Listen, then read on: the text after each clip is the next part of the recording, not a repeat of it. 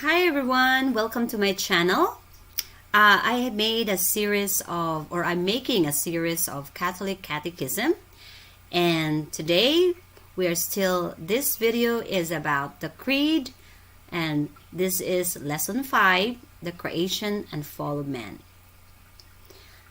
What is creation? Okay, or what is man? So man is a creature composed of body and soul, and made to the image and the likeness of God. This likeness to God is chiefly in the soul of the man. The likeness to the Blessed Trinity is found chiefly in man's soul, but there is a resemblance in the body too. Not, however, in the body of a man alone, but in man and woman united in marriage, and the child which is the normal fruit of the marriage. God created man in his image. In the image of God, he created him. Male and female, he created them. Then God blessed them and said to them, "Be fruitful and multiply." That's in Genesis chapter 1, verse 27 and 28. However, the image is found chiefly in man's soul, since that is the spirit, just as God is a spirit. So therefore, guys, we are more likely into the soul. Our soul is more likely to God, because the man's soul is where the spirit is of God. So the soul is like God because it is a spirit having understanding and free will, and it is destined to live forever. The soul will live forever, okay? The body will die. After we die, the body decays for like 2 days, 3 days, 1 week maybe. But the soul will live forever. The first man and women were Adam and Eve, and the first persons of the whole human race. Is it possible that there are intelligent beings created by God on the other planets of the universe? Yes, it is possible that there are intelligent beings created by God on other planets of the universe, because God's power is unlimited. The chief gift bestowed on Adam and Eve by God was sanctifying grace, which made them children of God and gave them the right to heaven. The other gifts bestowed on Adam and Eve by God were happiness in the Garden of Paradise, great knowledge, control of the passions by reason, and the freedom from suffering and death. Great knowledge. Adam and Eve had knowledge poured into their minds by God. They did not have to study or go to school. So, Adam and Eve were endowed with great knowledge, okay? That didn't have to study or go to school. Another, the control of the passion by reason. Passions are emotions in the soul, such as anger, fear, hatred, desire, joy, sorrow, and more. Adam and Eve would not become angry unless they wanted to. They would never be afraid of anything unless they wanted to. They would never cry unless they wanted to. Freedom from suffering and death. There would be no sickness, weakness, weariness, or bodily discomfort. Adam and Eve would not have to go to the dentist, take castor oil, or go to the hospital. When they finished their time on earth, they would go to heaven without dying. So those were the gifts bestowed on Adam and Eve by God. Was that super nice, right? Let's talk about the fall. The commandment did God gave Adam and Eve was not to eat the fruit of a certain tree that grew in the garden of paradise. Now it was not a real tree or fruit, but a symbol of some pleasure. God forbade them to test their love for Him. Again, it was not a real fruit, but a symbol of some pleasure. God forbade them, and also to test their love for God. Did Adam and Eve obey the commandment of God? Adam and Eve didn't obey the commandment of God, but ate of the forbidden fruit. Let's talk about the punishment. On account of their sin, Adam and Eve lost the sanctifying grace, the right to heaven, and their special gifts. They became subject to death, to suffering, and to a strong inclination to evil. And they were driven from the garden of paradise. So God's command, "Do not eat the tree of good and evil, lest you die." Then the devil's temptation says, "If you eat this fruit, you shall be as God." Then happens the fall and the punishment. Again, the punishment was the gate to heaven was closed. Adam and Eve lost their gifts and their friendship of God. So, on account of the sin of Adam, and we, his descendants, come into the world deprived of the sanctifying grace and inherit his punishment as we would have inherited his gifts had he been obedient to God. This sin in us is called the original sin. This sin is called original because it comes down to us through our origin and descent from Adam. The chief punishments of Adam, which we inherit through original sin, are death, suffering, ignorance, and a strong inclination to sin.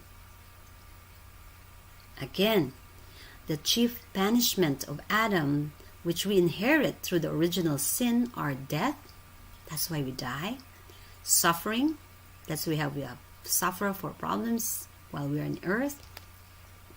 Ignorance. We don't know anything, no? And a strong inclination to sin.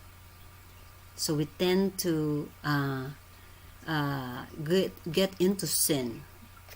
Is God unjust in punishing us on account of the sin of Adam?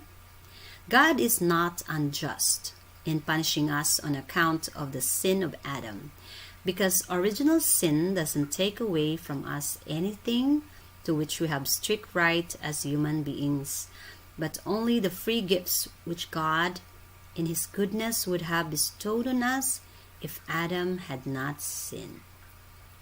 Remember God's gifts to us?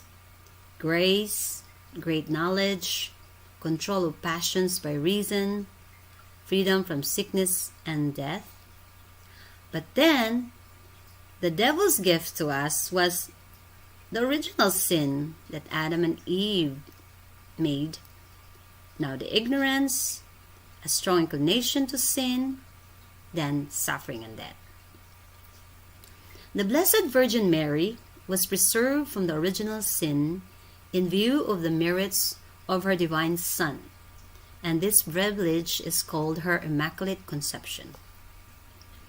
Our Lady's words to Bernadette at Lourdes, "I am the Immaculate Conception." Our Lady is so different from us. We have sinned, but she did not. But she feels sorry for us. The healing waters of Lourdes are a sign of her love for us and her desire to help us in troubles. The Immaculate Conception in prophecy. Number 1, God's promise of a Redeemer. God did not abandon man after the sin of Adam and Eve.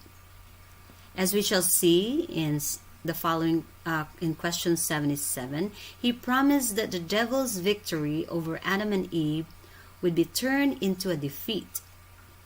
He promised to send a Redeemer who would at the same time come from mankind, so that through this Redeemer, man could truly conquer the devil. And as the devil had been conquered through a woman, so would God conquer through a woman. One day there would come a woman who would be completely the devil's enemy, over whom he would have no power at all. Through her seed or child, she would crush his head. That is why we see so many pictures of Mary with a snake under her feet. She is the woman promised by God to be the devil's terrible enemy. Number 2, prophecy. Man's need a redeemer. Meanwhile, the human race was under the power of the devil. Everyone born into the world had original sin on his soul and was therefore a slave of the devil.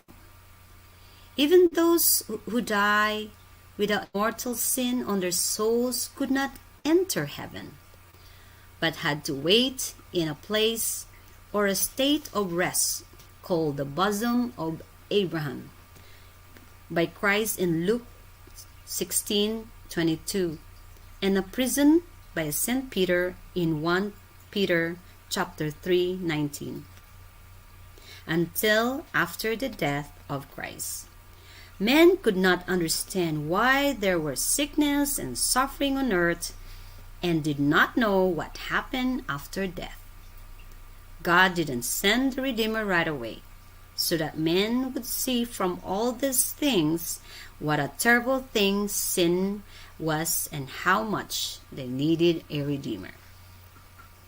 Prophecy number 3, beginning of redemption. Or this is the fulfillment, all right? The Immaculate Conception fulfillment. Okay, beginning of redemption. When the fullness of time had come, God prepared to send his Son into the world as a Redeemer. He had already planned the kind of mother he wanted for his Son, so he created her soul and united it to her body in the womb of her mother, Saint Anne. But Mary's soul, unlike all other souls which had come into this world after Adam and Eve, had no original sin on it. It was immaculate. God looked into the future and saw the day on which his Son would die on the cross. He accepted in advance the precious blood of his Son as a price of Mary's redemption. He used the precious blood to redeem her ahead of time by preserving her from all sin. This privilege which God granted to Mary of being conceived and born without original sin is called the Immaculate Conception. Preparing for warfare against the devil.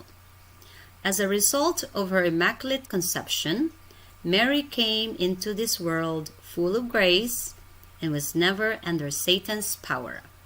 She was the only one, except for Christ, whose soul was always turned perfectly towards God's will. Her immaculate heart was always full of perfect love for God.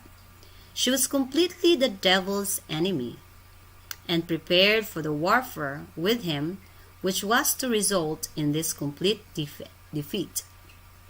By her surrender to God's will, she was ready to reverse the defeat mankind had suffered through Eve's refusal of God's will. Because of her love of God, she became the mother of Christ and joined him in the battle with the devil. And we will talk about that more in the next lesson. So, that was about the creation and fall of man. So we learn about that man is a creature of God, composed of body and soul. The body will die, but the soul will live forever, and God is more into our soul. And we learn that the first creation was Adam and Eve. And we learn also the fall of Adam and Eve, And the punishment after the fall was the gate of heaven was closed. Adam and Eve lost their gifts and the friendship with God. But through the Blessed Virgin Mary, we learn that there was hope of a Redeemer as God promised it.